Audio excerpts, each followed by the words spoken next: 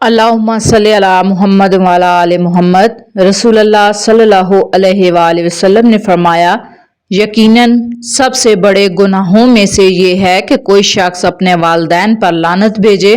सहाबा कराम ने पूछा, या रसूलल्लाह, कोई शख्स अपने ही वालिदैन पर कैसे लानत भेजेगा?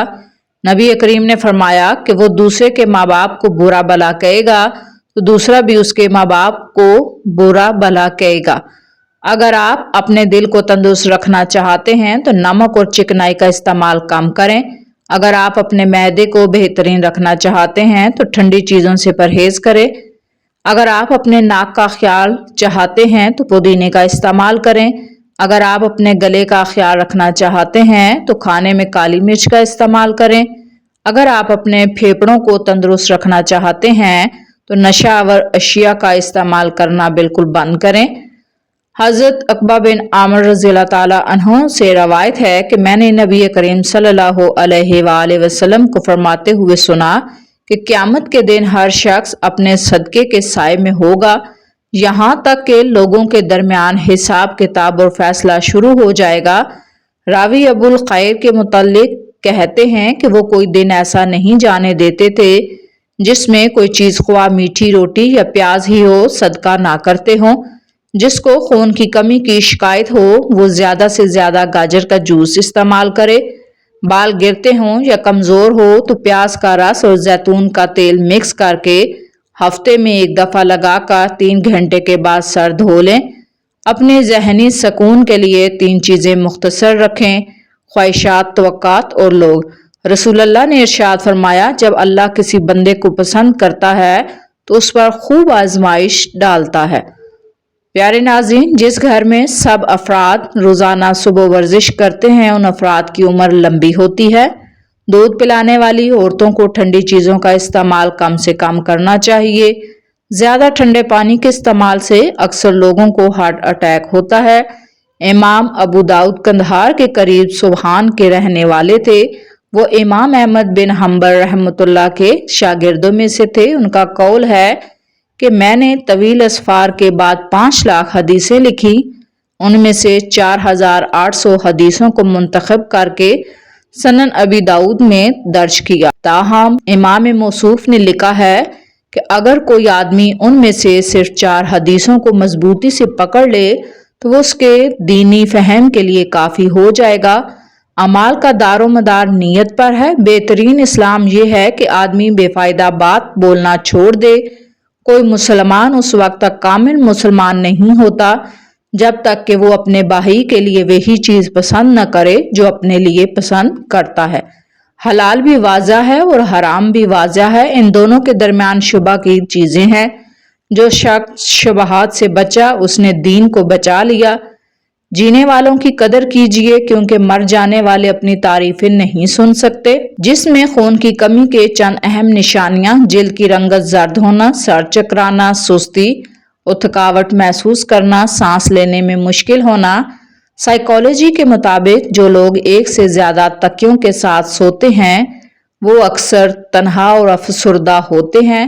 हज़रत सहल बिन सअद से रवायत है कि नबी करीम ने फरमाया, जो शख्स मुझे अपनी ज़ुबान और शर्मगाह की हिफाजत की ज़मानत दे मैं उसे जन्नत की ज़मानत देता हूँ। एक आदमी ने हातिम ताई से पूछा, ऐ हातिम, क्या कभी ऐसा हुआ है कि जो 2 करम में कोई तुम पर सबकत ले गया हो? हातिम ताई ने जवाब दिया, हाँ, गली का एक यतीम लड़का जो 2 करम में मुझसे सबकत ले गया। मैं एक मर्तबा उसके यहाँ मेहमान बना। उसके पास 10 बकरियां थी। उसने एक बकरी ज़िबा की, उसका गोश्त पकाकर मेरे सामने रखा। उसमें भेजा दमाग भी था। मैंने खाना खाया, खास कर भेजा मुझे बहुत पसंद आया। मैंने कहा, कसम खुदा की बहुत लजीज है। वो चुपके से उठा और एक एक बकरी ज़िबा करता गया और हर बार उसका दिमाग मेरे सामने रखता गया और मुझे कुछ खबर ना हुई।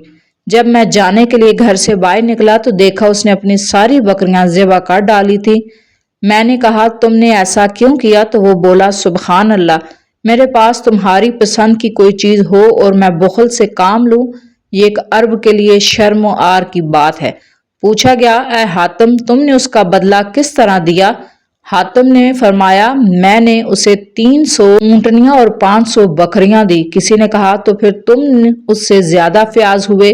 حاتم نے کہا نہیں، وہ مجھ سے زیادہ فیاض ہے کیونکہ اس کے پاس جو کچھ تھا وہ سب میرے سامنے رکھ دیا، جبکہ میں نے اسے جو کچھ دیا وہ میرے بے حساب مال و دولت کا بہت تھوڑا سا حصہ تھا۔ بلو ویل دنیا کا سب سے بڑا جانور ہے، حتیٰ کہ ڈائناسور بھی جسامت میں کئی گنا بڑا ہوتا ہے۔ ویل کی مادہ جب اپنے بچے کو دودھ پلاتی ہے تو قدرت کا ایک حیرت انگیز نظام سامنے آتا ہے۔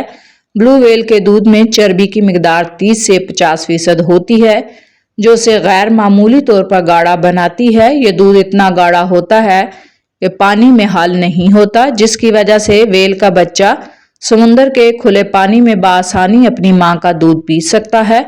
قدرت نے یہ انتظام اس لیے رکھا ہے کہ اس کی غذائیت حاصل ہو، وہ تیزی سے بڑھ سکے۔ یہ دودھ نہ صرف توانائی سے بھرپور ہوتا ہے بلکہ اس کی نشو و نما کے لیے بھی فائدہ مند ہوتا ہے۔ بلو ویل کے بچے روزانہ کئی کلو گرام وزن بڑھاتے ہیں اور چند ماہ میں ہی مضبوط طاقتور بن جاتے ہیں۔ مصر کا سب سے طاقتور بادشاہ فرعون ایک ایسا شخص جو خود کو خدا کہلواتا تھا۔ اس کے محل میں سونا چاندی، جادو، جلال سب کچھ تھا، لیکن اسی محل کی اونچی دیواروں کے پیچھے ایک ایسی عورت رہتی تھی جس کے دل میں سونے جواہرات کی نہیں بلکہ ایمان کی چمک تھی۔ وہ حضرت آسیہ بنت مزاحم رضی اللہ تعالی عنہ تھی۔ ایک دن فرعون کے محل میں ایک نوزائیدہ بچہ یعنی حضرت موسیٰ کی تشریف آوری ہوئی۔ فرعون نے اسے قتل کرنے کا حکم دیا، مگر آسیہ نے بچے کو دیکھ کر کہا، یہ بچہ میری اور تیری آنکھوں کی ٹھنڈک ہے، شاید یہ ہمیں فائدہ دے دے یا اسے بیٹا بنا لے۔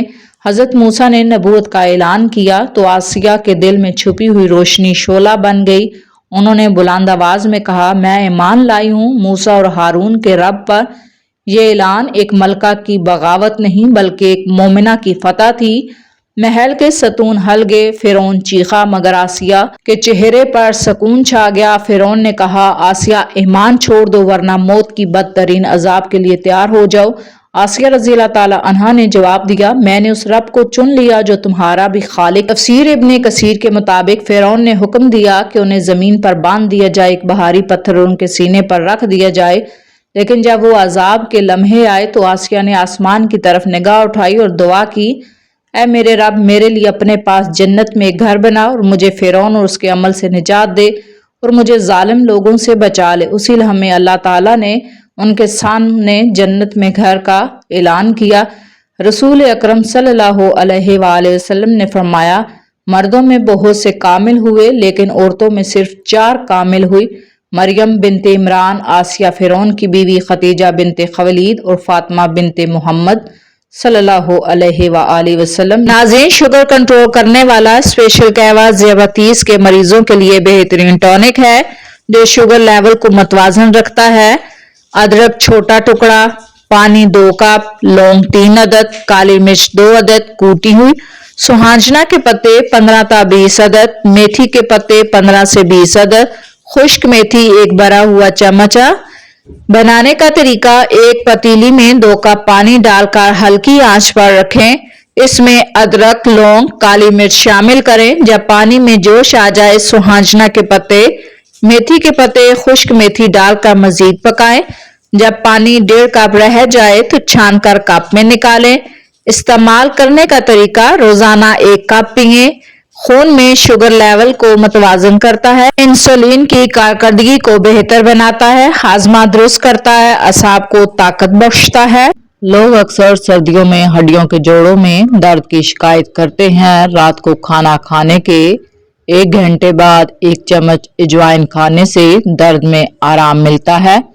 آپ اجوائن کو چبا بھی سکتے ہیں، اسے کھانے کے بعد گرم پانی کے ساتھ پی بھی سکتے ہیں۔ ایسا کرنے سے ہڈیوں کے درد سے کافی آرام ملتا ہے۔ ماں بننے والی عورتوں کو اجوائن کے استعمال کا مشورہ دیا جاتا ہے، جبکہ دوران حمل یہ جسم کی گرمی مزید بڑھا سکتا ہے۔ ضروری ہے کسی بھی قسم کے دیسی ٹوٹکوں کے استعمال سے پہلے ڈاکٹر سے مشورہ کر لیا جائے۔ دیسی انڈے دل و دماغ کو قوت اور طاقت دیتے ہیں۔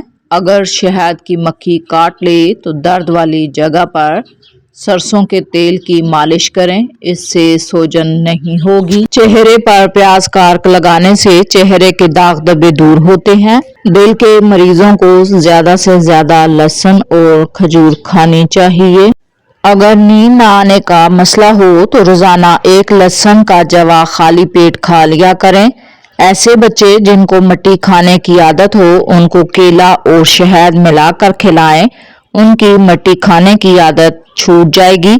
دیر سے نیند آنا دماغ کے تیز ہونے کی علامت ہے۔ ٹھنڈی چیز کھانے سے دماغ کی صلاحیت تباہ ہوتی ہے۔